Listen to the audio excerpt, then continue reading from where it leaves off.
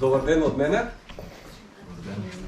И мило ми е што денес себе можам јас да ви послужам со проповед. И покрај тоа што со Живко пред 2-3 недели се договаравме да се видиме пред да дојдам да проповедам, бидејќи сакав да знам од прилика на која тема, дали се држите до одредена тема, какви не знам, проблеми имате можеби во црквата или со што се борите во вашата црква. Обично кумот кога доаѓа од Америка, ќе ме праша што да им донесам на дечињата за храна, каква храна јадат. Јас сакав Живко да го прашам или да дознам моментално можеби каква храна ви е потребна во вашата црква, во вашата заедница. Ама онабарем на почетокот сестра Мери што го спомна дека во последно време луѓето многу се борат со озборувања и полека како да се лади љубовта помеѓу луѓето. И барем она што Господ ми го стави на срце или барем она што го одбрав да го проповедам за денес, ќе се вклопи во тоа што го најави Мери. Понекогаш на нас ни е тешко проповедниците да одбереме некоја тема која што ќе ги допри вашите срца, или тема која што ви е најдобро или најпотребна во тие моменти. Накратко, барем за оние што не ме познаваат, со повеќето од вас се знам, можеби не сте ме слушале да проповедам. Инаку јас сум 18 години пастор во црквата Стол на Надеж, тука преку една уличка. 30 години сум верник од 94-та година и благодарен на Господ што ме благословил со сопруга и со 2 машки дечи. Толку беше она за мене, барем да дознаете кој сум јас. И покрај тоа што можеби 12 пати минимум сум бил гостин во македонска телевизија или Сител, и кога ќе дојдам да проповедам и кога ќе видам рефлектори, камера, озвучувања, имаш некоја позитивна трема. И она што ние секој сакаме да го споделиме со вас, сакаме да биде воден од Господ и тој да не води додека ние зборуваме. Би сакал накратко да ве вратам 2000 години назад, периодот кога Исус Христос бил тука на земјата. Кај нас имаме еден кликер, ама тука ќе се уиграме до крајот, како ќе ми менуваат од таму. Исус Христос кога бил тука на земјата, евреите биле на една крстосница, на еден крстопат. И на тој крстопат кога се наоѓале не знаеле кај да тераат, кај да одат, што да прават. Биле под римска власт. Од една страна римска власт треба да се починат на римската власт, а од друга страна правно тие им дозволувале да си ги извршуваат своите религиозни обреди. И сега тие биле збунети. Како ние да ги извршуваме нашите религиозни обреди, да се подчиниме на Мојсеевиот закон, а воедно да се подчиниме и на римската власт. И тука тие се нашле во една раскрсница, што да правиме? Кој закон е повисок? Дали Божиот закон, дали Божите стандарди, или овие што не окупирале тука и дошле и не тероризираат или бараат од нас да се подчиниме на нивната власт, без разлика што ни даваат апсолутно право ние да си ги извршуваме нашите религиозни обреди, а сакаат да не контролираат. И сега се појавува Исус Христос. Доаѓа Исус Христос. Кај нас го проповедам Јован. И ние сме дојдени до 8-та глава. Претходно во 7-та глава за празникот Седници тој им вели јас сум животот.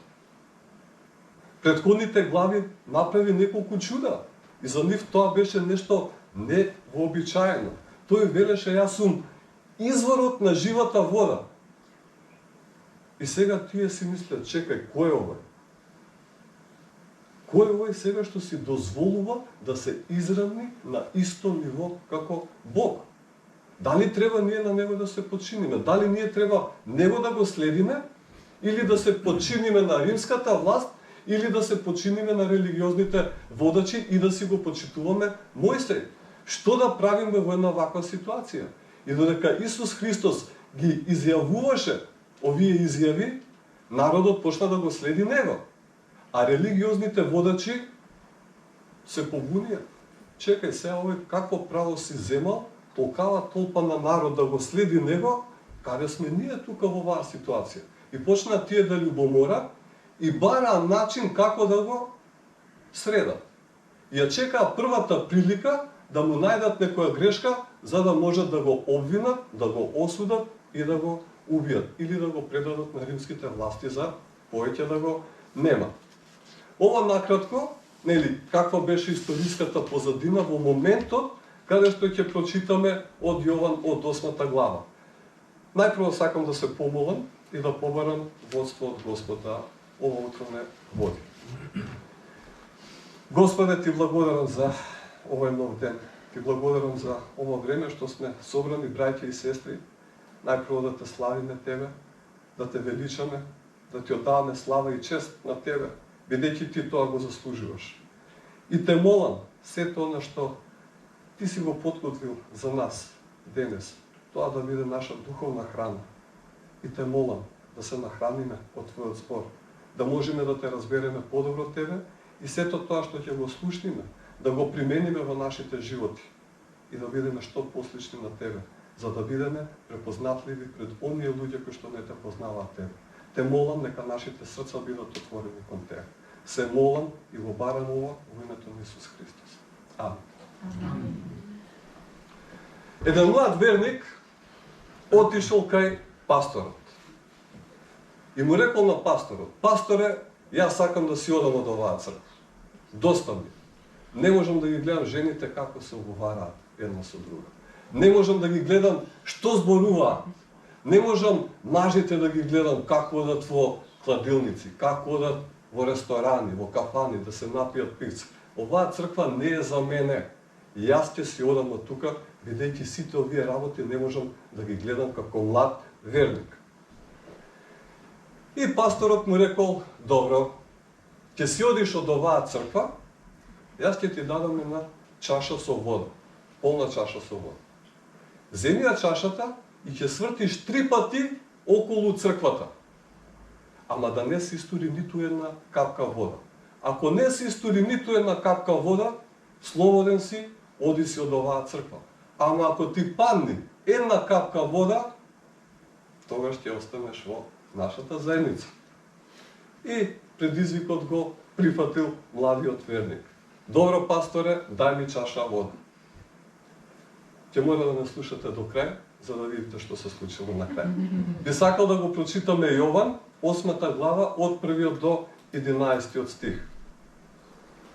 Обично кај нас барам доброволец да прочита, не знам кај вас, дали некој има таков доброволец да прочита, да ми помогне, да можам да се напијам вода. Тој што Господ Шишенцото тука многу професионално го направило. Можам јас? Може би на фала. Кога трчаме маратони, не ги отвараат капачињата, затоа што некој ако се допингувал, ќе рече дека некој нешто ми ставил во шишето. Ако го отвориш сам шишето, тогаш нема ништо ставено. Така да професионално ставено шишето, ако почнам да зборувам глупости, ќе се надам дека нешто сте оставили. Повели ги. Океј, тука ќе заставам. Жена фатена во прељуба. А Исус отиде на Маслиновата гора. Утредента пак дојде во храмот и сиот народ доаѓаше кај него. А тој седна и ги поучуваше. Тогаш книжниците и фарисеите доведоа кај него жена фатена во прељубодејство, ја поставија насреде и му рекоа: Учителе, оваа жена сега е фатена во прељубодејство, а Мојсей во законот ни заповеда такви со камења да ги убиваме. Ти пак што велиш? Тоа го рекоа за да го искушаат и да го обвинат. А Исус се наведна долу и почна со прст да пишува во земјата, не гледајќи ги. Кога продолжија да го прашуваат, тој се исправи и им рече: Кој од вас е без грев, прв нека фрли камен на неа. И пак се наведна долу и пишуваше по земјата. А тие, штом го чуја тоа, бидејќи совеста ги гризеше, се разотидоа еден по еден, почнувајќи од најстарите па до последните. Останаа само Исус и жената која стоеше насреде. А кога се исправи и не виде никого освен жената, Исус и рече: Жено, каде се оние што те обвинуваа? Никој ли не те осуди? А таа рече: Никој, Господи. Тогаш Исус и рече: Ни јас не те осудувам, оди си и немој повеќе да грешиш. Фала Богу. Од раните отци Јустин Ќелиски запишал вака. Јустин Ќелиски запишал вака: во една случка целокупното Евангелие. Во една случка целокупното Евангелие. Сите новозаветни книги да ги нема, од првото Евангелие па до крајот на Јован, откровението што го запишал, ние можеме преку оваа случка да ја видиме Божјата љубов. И покрај тоа, колку сме ние грешни, можеме да видиме колку Бог нас не љуби и колку не сака. Одиме со текстот. Значи, еврејските водачи доведоа пред Исус Христос жена која била фатена во прелюба. Што кажа претходно? Дека тие бара најмала, најситна грешка на Исус Христос да направи, за да можат тие да го обвинат.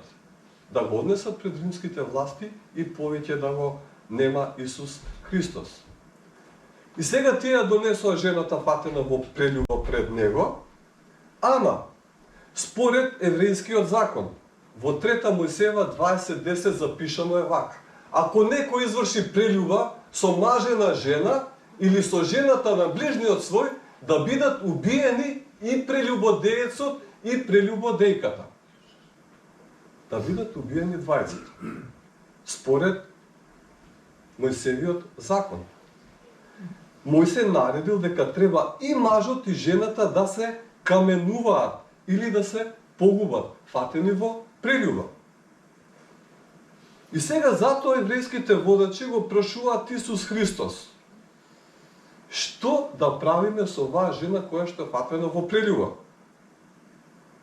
Ама нели тоа беше трик прашање, со цел да го фатат во стапица и конечно да се решат од Исус Христос. Ако Исус Христос кажеше, нели, добро, може тука. Ако прво кажеше дека може да ја каменувате оваа жена, тогаш би испаднал Исус Христос безмилосен и тој ќе биде против римската власт, бидејќи тој дава право тие да ја каменуваат без да бидат прашани римските власти. Кој си ти да обвиниш човек кој што живее во римското царство да биде погубен или убиен? Со тоа автоматски Исус Христос би се противел на римските власти кои што им дава право да ја каменуваат оваа жена. И со тоа би го пријавиле кај римските власти, ќе кажат дека овој човек дозволи да биде убиена жената, без да се консултира со вас. А ако Исус Христос кажеше немој да ја каменувате, тогаш не би го почитувал Мојсевиот закон. Ако кажеше немојте да ја каменувате оваа жена, а во Мојсевиот закон пишува дека треба да биде каменуван човекот, личноста која што е фатена во прелюба. Што и да одговореше Исус Христос, тој ќе беше виновен, ќе беше спротивно или на едното, или на другото. И во тој случај, трето, сега сите чека што ќе каже Исус Христос. Ајде да го слушнеме твојот одговор. Исус Христос што направи? Не одговори веднаш. Се наведна и почна да пишува нешто со прстите на земјата. Што пишуваше? Што црташе? Ние не знаеме. Колку и додиме назад во старозаветните книги и колку да се навраќаме во тоа време и да сакаме да дознаеме, нема да дознаеме што напишал или што нацртал Исус Христос на земјата. Само присутните на тоа место можеле да видат, да зирнат што пишува и што црта Исус Христос. Може би напишал, не знае, може следниот што пишува. Каде е мажот, каде што била фатена жената во прелюба? Не може сама да прелюба действува. Нели во Мојсеевиот закон пишува двајцата да бидат фатени и двајцата да бидат каменувани? Како вие успеавте да ја фатите само жената? Како успеавте? Побегна, тој беше многу брз. Не го фативте, не го видовте. Каде е тој човек? Второ, може би почнал да ги пишува имињата на присутните. Јанко има таков грев. Станко таков грев. Симеон убил човек. Третиот, петиот, шестиот почнал да ги реди гревовите на присутните луѓе. Не знае, само нагаѓаме. Може би ги напишал 10 Божи заповеди. Прво, второ, трето, четврто, пето, ги наредил поред.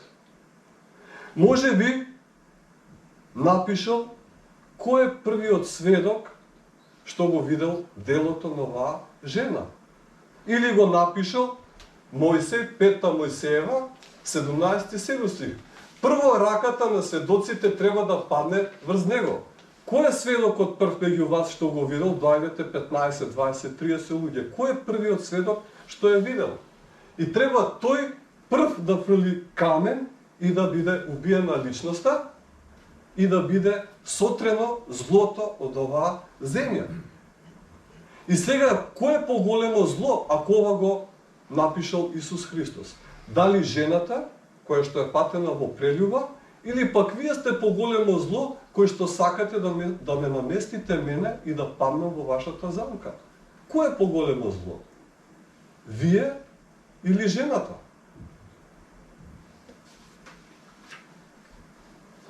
И откако напишал нешто, не знаеме што напишал, тој се свртил кон нив или станал и им рекол: кој од вас е без грев, прв нека фрли камен. Прв нека фрли камен на неа. Исус Христос не падна во нивната стапица. Ги предизвика. Им даде дозвола. Ајде, каменувајте. Кој е без грев, прв нека фрли камен. Сгрешила, била фатена во прелюба, ајде повелете. Но тој што ќе фрли прв камен да биде безгрешен, да биде без ниту еден грев. И сега пред свртница да фрлам камен кон незе, кон него, уствари тој камен го фрлам кон мене. Фокусот мислите са на мене. Ако јас немам грев, можам слободно да фрлам камен.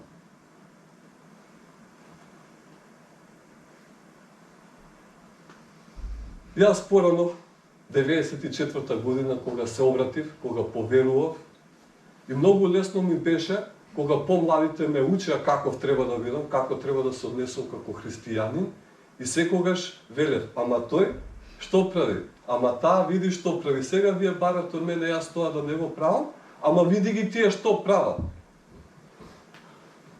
Еден брат многу убаво ме поучи тогаш, извади ја првим гледата од твоето око, па гледа раската во другиот. И сега присутните, кои што беа подготвени да фрлат камен на таа жена, да ја каменуваат, веќе нивната намера беше друга. Тие се загледаа во собствените гревови. Тие се загледаа во собствените грешки. И тие размислуваа за самите себе си, какви сме ние во очите на нашиот Господ. И може би за момент ја заборавија жената, бидејќи нивниот фокус беше на нив. И за момент си помислуваа: леле, јас колку гревови имам, па како јас да каменувам една жена која што не ми видов дали на вистина го направила тој чин, дали го направила тоа дело. И секој еден од нив, сигурен сум, дека си го гледал собствениот грев. Секој си го гледал собствениот грев.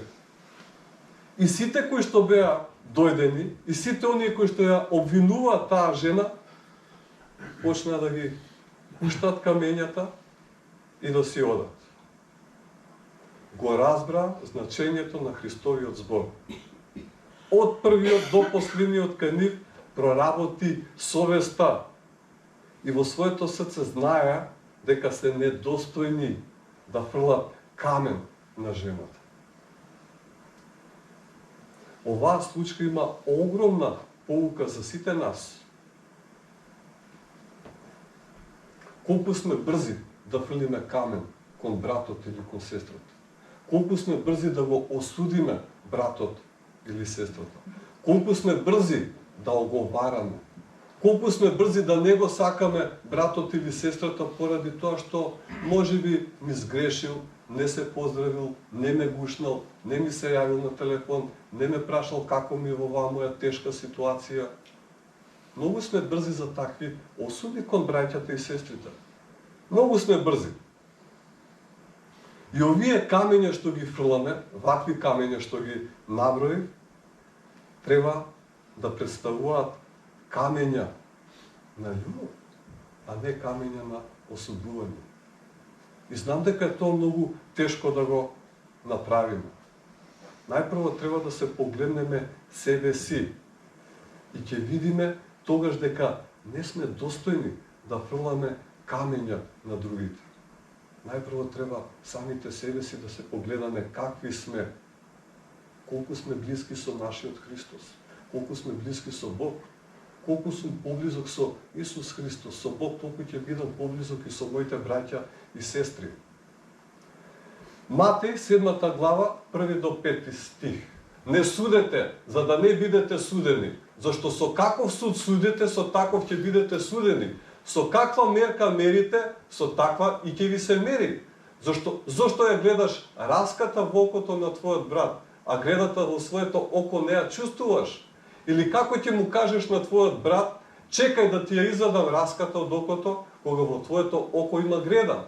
Лицемере, извади ја прво гредата од твоето око, па тогаш ќе видиш како да ја извадиш раската од окото на твојот брат. Ова многу ме погоди тогаш, братот, кога ми го цитираш овој стих. И тешко ми падна. Римјаните 2:1. И така, немаш изговор, о човеку, кој да си ти? Зашто со каков суд судиш, друг со таков се осудуваш сам, бидејќи ти кој судиш го правиш истото. Пред да фрлиш камен, размисли. Исус Христос не ја осуди жената. Меѓутоа го осуди нејзиниот грех. Оди си и немој повеќе да грешиш. Оди си, ама немој повторно да ти се случи истото што си го направила. Гледаме колку Бог нас не љуби и денес. Ако до сега си грешен, ако си фрлал камења кон твојот брат и сестра, немој тоа да го правиш. Како што Бог нас не љуби, како што Бог нас не сака, и ние да ги сакаме нашите браќа и сестри. Овде Исус Христос ја повикува жената на нов и трансформиран, променет живот. До сега си грешела, од сега немој понатака да грешиш. Дали денес Исус Христос те повикува и тебе на нов, трансформиран живот, променет живот? Дали ти си денес подготвен да го направиш истото? Немој од денес повеќе да грешиш. Како што кажав, ти прв фрли камен на љубов, на љубезност, на добрина. Ти прв јави се на телефон, ти прв собери ги тука столчињата, за после ова да се напиеме кафенце. Ти прв понуди кафе или не знам што друго правите во вашата заедница за да си служите еден на друг, како фамилија, како семејство. Ти прв јави се на телефон. Брат, сестро, како си? Како можам да ти помогнем? И навистина, по тоа ќе не познаат другите луѓе кои што не го познаваат Исус Христос. Зошто ти си таков? Зошто ти го правиш ова? Малкумина денес луѓето го прават тоа. Да помогнат или да те прашаат како си. Ти прв прашај, брат, сестро, зашто да се молам за тебе? Со што се бориш во твојот живот? А не да го осудим. Види го како. Види го што прави. Види го, дали чита овој Библија, дали се моли, дали го познава на што го чита во Библијата. Да му помогнеме на братот или сестрата. Да се вратам на почеток на приказката со детето и пасторот.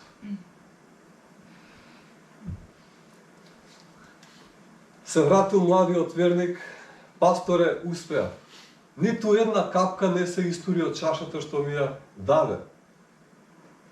И пасторот го прашува, само да те прашам, кои беа тие двете сестри што се караа пред црквата? Ме интересира чисто да го решам проблемот.